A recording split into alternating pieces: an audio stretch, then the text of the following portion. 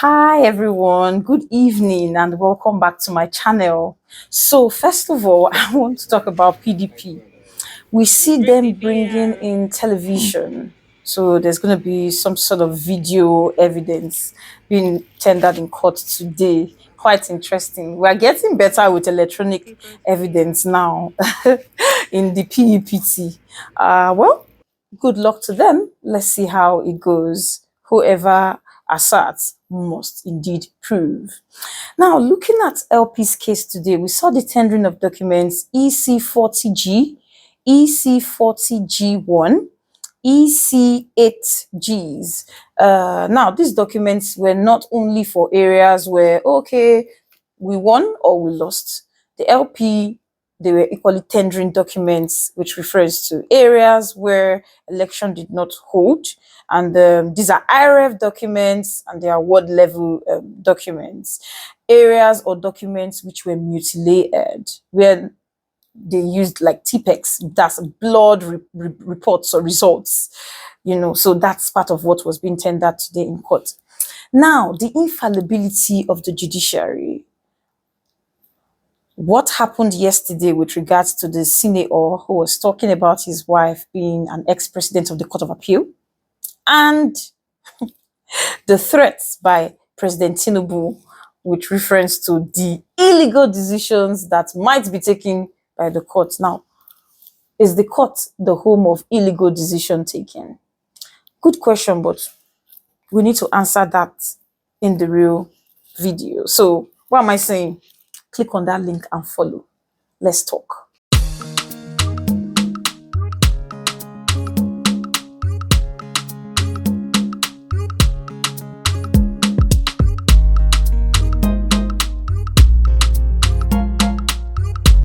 Now, like I said in the preface to this video itself, we're going to be talking about a few things. But first of all, PDP are tendering video evidence in court.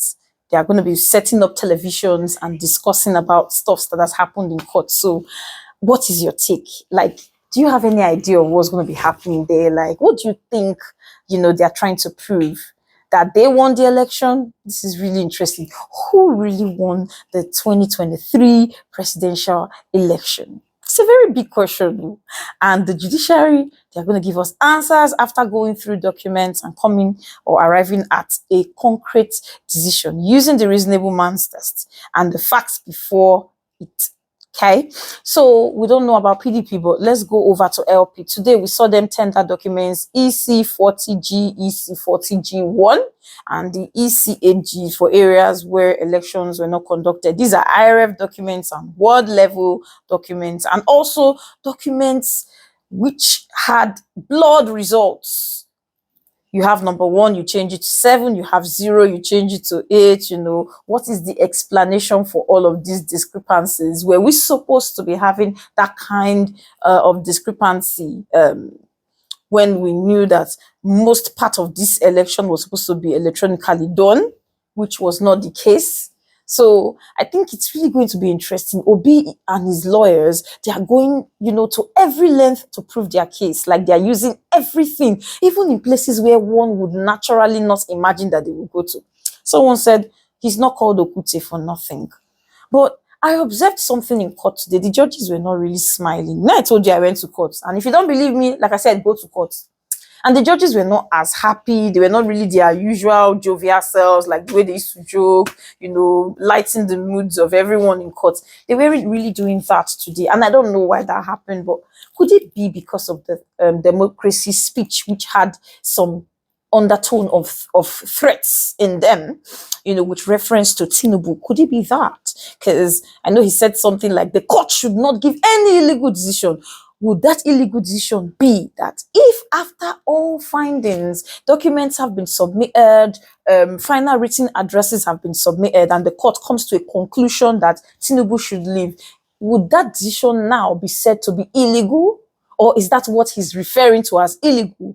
Or is it that the courts, normally they make illegal decisions? Because that's funny, because it is the court that's supposed to pronounce when something is, illegal, with reference to looking at the laws and then arriving at a conclusion. So what do you have to say about this threat by Tinubu?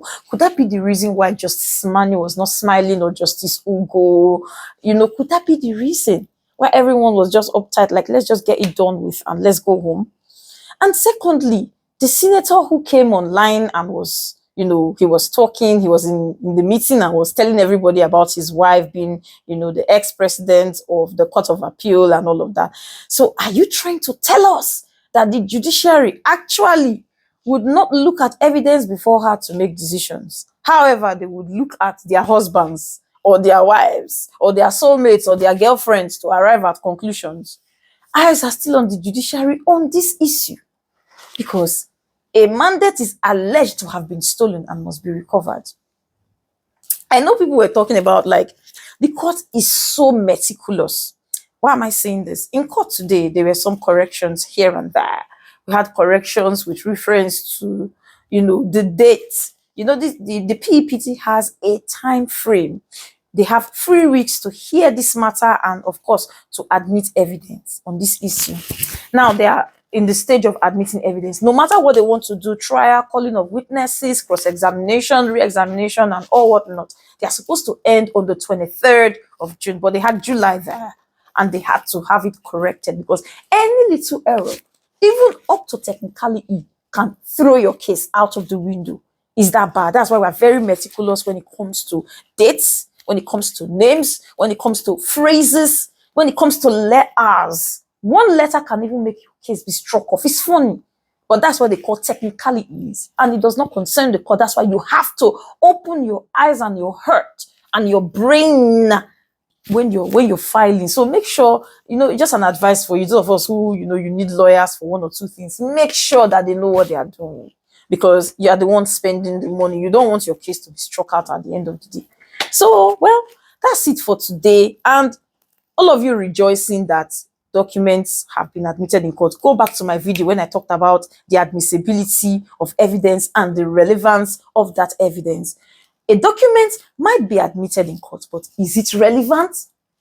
It now behoves on the petitioner to prove that those documents are indeed relevant, because we've been bringing loads and loads of documents. Else, it is called dumping of documents in the court. Do you understand? If at the end of the day, after all of these many documents from IREV and from everything else that we've been bringing to the court is saying we find them irrelevant to your case, we've just dumped documents that we've not done anything. Just like what APC said, I'm going to prove to this court that the petitioner have labored in vain. That's a big statement.